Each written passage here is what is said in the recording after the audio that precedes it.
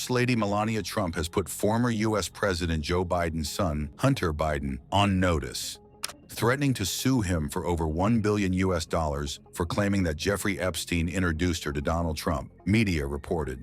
Melania is demanding Biden remove the content, retract his remarks, and issue a formal apology, warning of legal action if he fails to comply, according to Fox News. The notice, sent by Alejandro Brito, her litigation counsel, targets comments made by Biden in a video interview with Channel 5's Andrew Callaghan, titled "Hunter Biden Returns," posted on YouTube.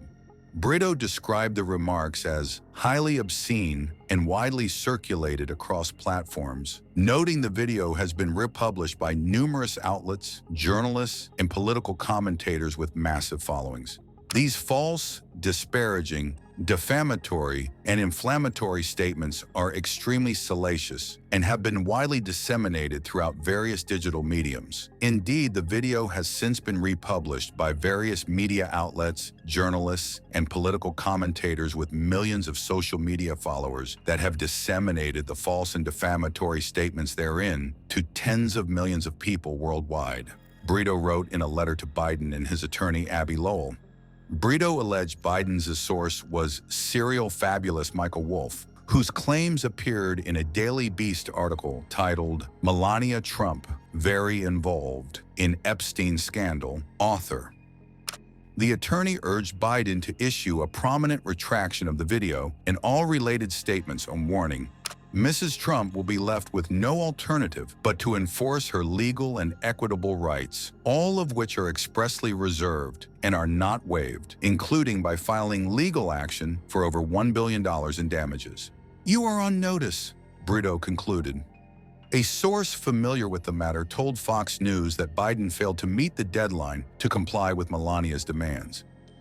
I want to express at the top a lot of frustration that the DOJ is scraping money back from some states.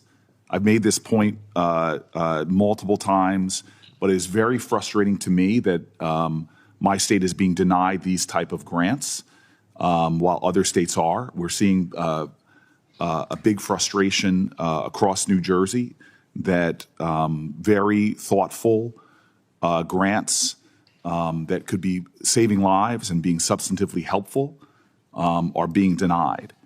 And with that frustration, I want to call up an amendment. I'd like to call up my amendment number ALL 25698. Mr. Chairman, this amendment would allow S1098 to take effect on the date when the Attorney General makes public all unclassified files, flight logs, correspondence, and evidence related to Jeffrey Epstein, Ghislaine Maxwell, and their associates. The Department of Justice, we know clearly, has lied to the American people one way or another.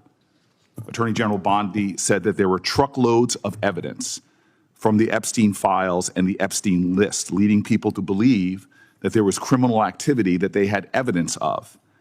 I know Bovee, who we're talking about, was part of this. We found out yesterday that the president is mentioned several times in the Epstein files, and he was briefed on it back in May when he said he was not told that. Then in July, suddenly the DOJ and the FBI said there was nothing additional to disclose. So what's the lie? That there are truckloads of evidence and this DOJ is protecting those associates with this horrific crime? That Mr. Bovee, a Third Circuit nominee, is part of that cover-up? Or is the lie that there is nothing there at all? Let's just find out. This is simply asking for disclosure and transparency, and I'd like to offer that amendment. Mr. Chair, parliamentary inquiry, Mr. Chair, down here. I don't know the details of the judiciary rules, but is it in order for a member to interrupt the chair when he's in the middle of calling a vote?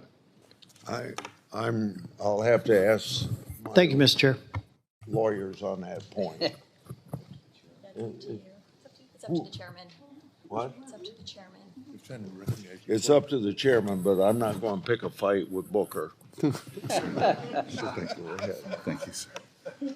Thank you, Mr. Chairman. Mr. Chairman, I'd call up a second-degree amendment to Senator Booker's amendment to 1098.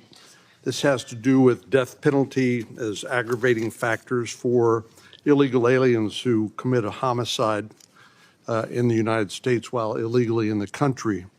I find it astonishing that our colleagues are more interested in the crimes of a dead man than they are in addressing the real problems that affect the public safety of American citizens on a daily basis, and virtually all of which flow from the open border policies of the Biden administration.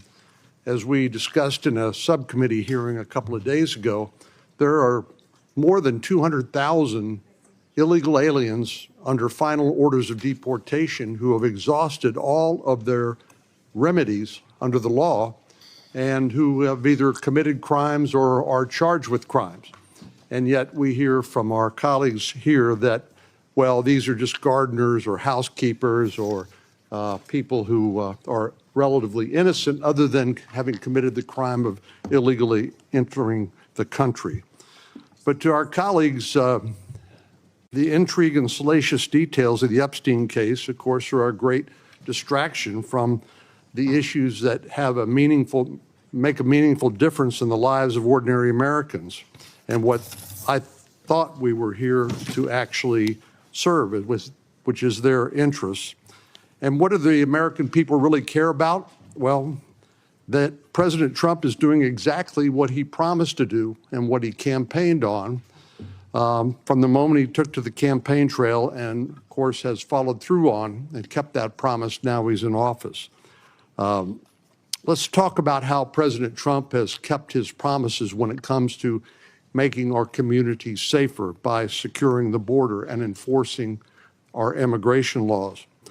He promised to restore America's standing in the world, and President Trump has kept this promise from making his tax cuts permanent through the One Big Beautiful Bill to trade deals that put America first and stop unfair competition by our adversaries, help lower inflation, lower gas prices, lower food prices. President Trump is delivering on the pocketbook issues that virtually all Americans care about. And let me turn to national security and public safety. He promised to secure the border. Promise made, promise kept. He promised to restore the rule of law and enforce the laws actually on the books, a promise being kept every day by our men and women in blue, our immigration officers and our law enforcement officers in the field. This last hearing, as I indicated earlier, I held a hearing on President Biden's open border policies that led to our country being flooded, literally flooded, by millions of illegal aliens, including among that terrorists and gang members and people who committed heinous crimes against innocent American citizens like Laken Riley. We heard the stories of two angel moms, Tammy Nobles and Marie Vega, both of whom have to live every day with the horrendous murders of their loved ones. They had a few simple questions for us and for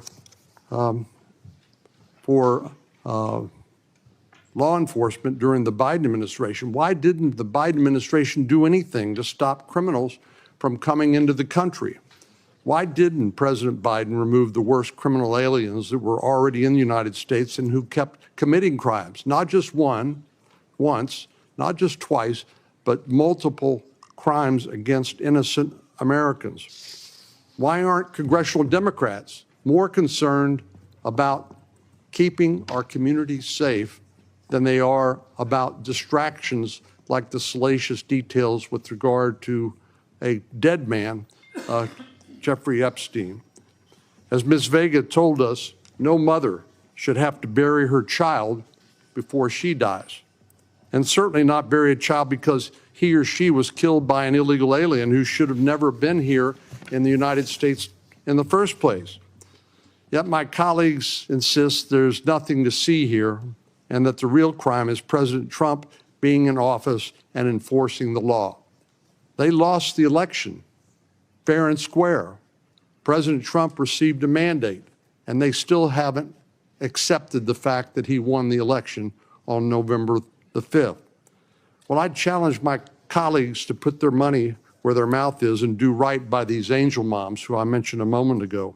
And so this amendment will allow us to truly deal with criminal aliens and illegals who pose a threat to national security and public safety. not just play lip service. It adds mandatory bars to asylum for sex offenders, pedophiles, and aliens who commit crimes of violence. It would punish and deter illegal aliens who murder U.S. citizens by giving federal prosecutors jurisdiction to pursue these illegal alien murderers and guiding judges and juries to pronounce the sentence of death for aliens convicted of murdering U.S. citizens. If my colleagues truly care about public safety, they will vote for my amendment today. Mr. Chairman.